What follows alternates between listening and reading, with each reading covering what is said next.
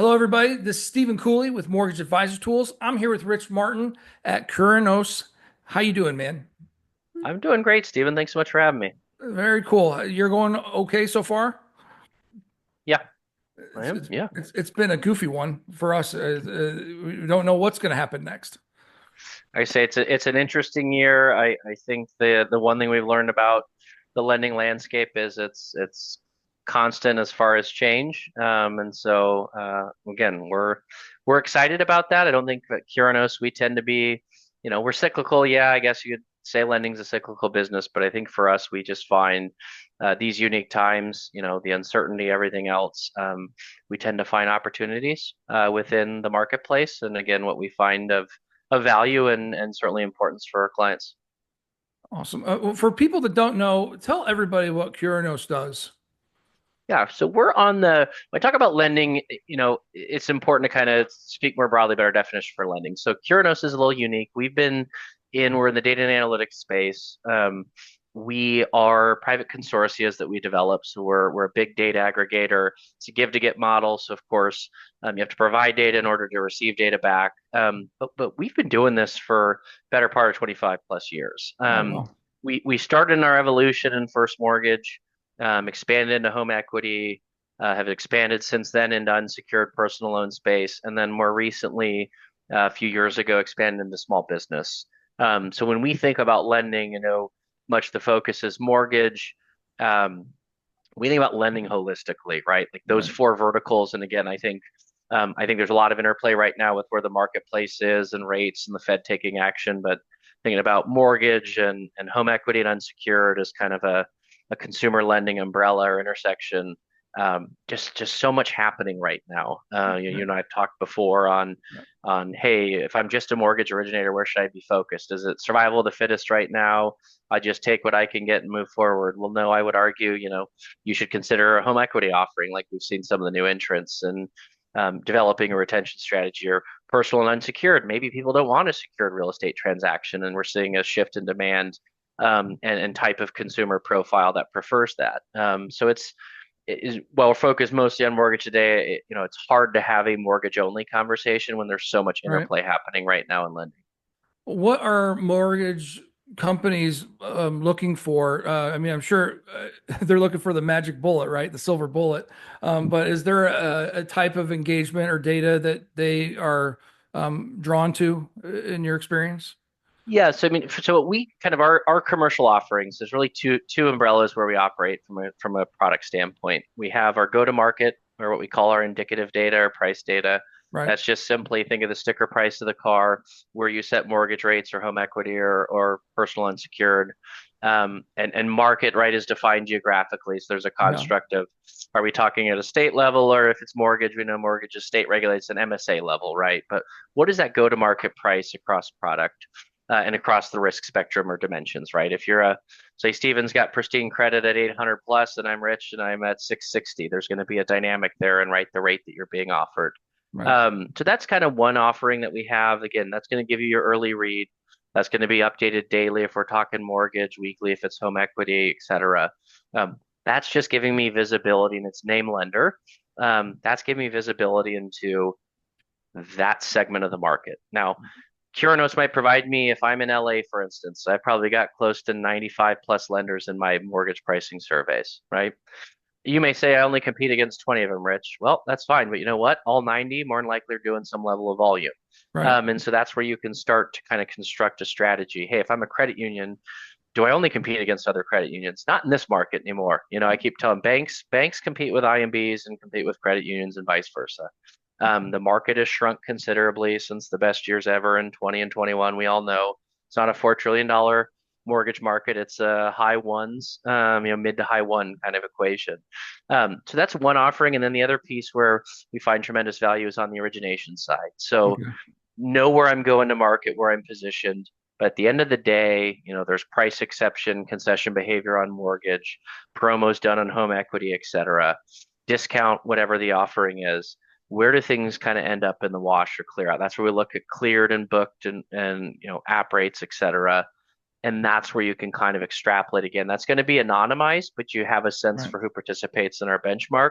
We track about 55% of the overall market, so have the highest market coverage of any data provider out there, a third party provider. It's also done in real time, so you're getting that read on your business every single week.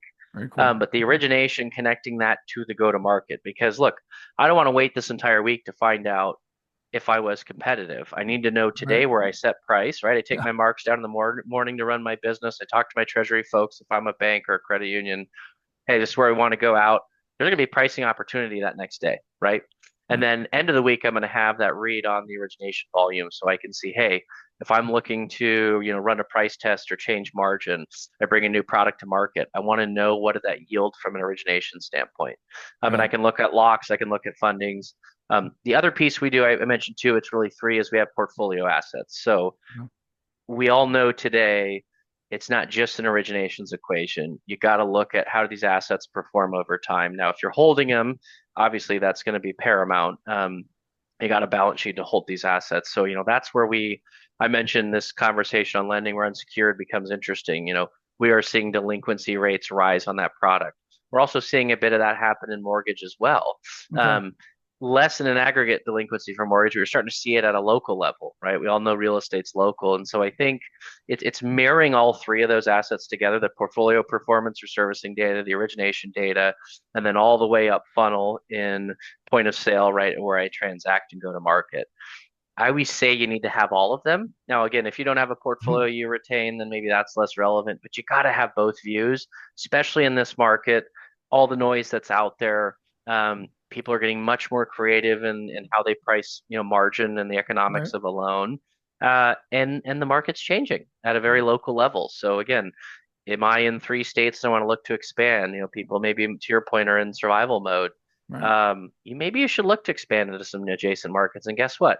Not all markets are created equal. There are some new kind of rules of engagement, competitive profile, other things that you're going to want to enter that new market. You need to have top of mind to be successful. And that's where we can share both within the data, but, share some of those best practices of, hey, this is a new market for you. You're going to be more, IMB centric, even if you're a bank. Well, what's different about what are those measures of success? How can I use Curinos data to, um, ultimately optimize that opportunity? Right. No, we do a lot of data and analytics and provide reporting and whatnot.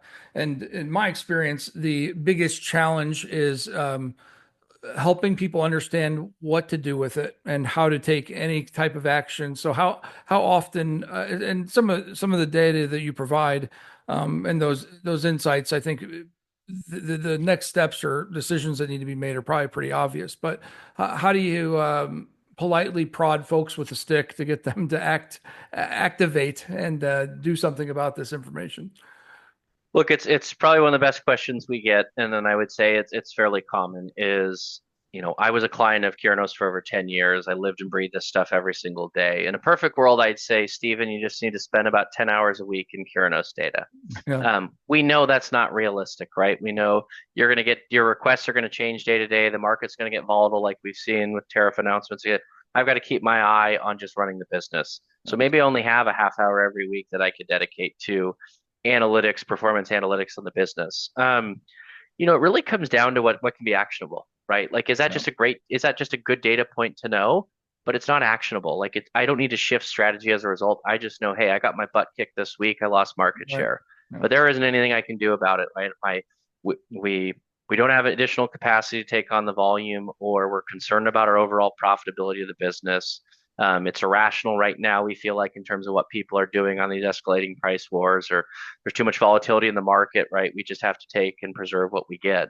But it's really that actionable element, right? And so what we do Yeah. is, we try to assimilate into the entire organization. So it's not just market share and production. We aggregate risk metrics, we aggregate operational metrics. And so again, you're going to get everybody, you would think, from a executive leadership standpoint, to have something that, one, is captured within the data that we capture, and then two, is actionable to how they run the business. So if it's risk folks, hey, am I being adversely selected simply by way of our credit box, or by how also we price that risk?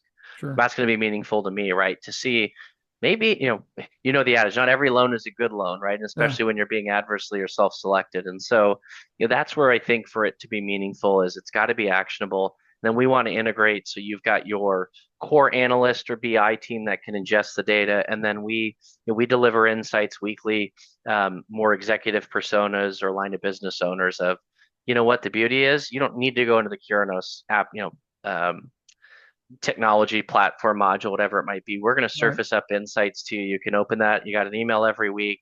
Hey, I've got that. I've got 5 minutes. I've got even less than your 30-minute example, Rich. I got 5 minutes. I need to know how the business is performing. Boom, I've got it right there. Then I can take that, then get into, strategy conversation. Now to what do we do as a result? No, But it's making it actionable, where folks don't have to go into 3 or 4 layers of data to get to some sort of suggestive, maybe this is why. If again I got crushed this week, I need to know why. I can't no. just say, well, I don't know, it just happened. You got to get into those key drivers and the catalyst and then decide, again, is one day a trend, is one week a trend? This is where you can bring in some of our historical data, look at different points in time. Maybe there's something different about this week versus same time last year. But again, we feel good we're going to stay course, or we need to make a strategic pivot, and we're going to use Curinos as the basis for that decision. No, it's brilliant. Now it's going to get harder and harder to push people into dashboards. So, I mean, it's going to be imperative to get the data right in front of them. So, but man, I really appreciate your time today and you guys Likewise. supporting Mortgage Advisor Tools. It's a big deal. So, everyone, check out Carinos at Mortgage Advisor Tools. Rich Martin, thanks so much, man. Thanks, Steven. Appreciate it. Thanks.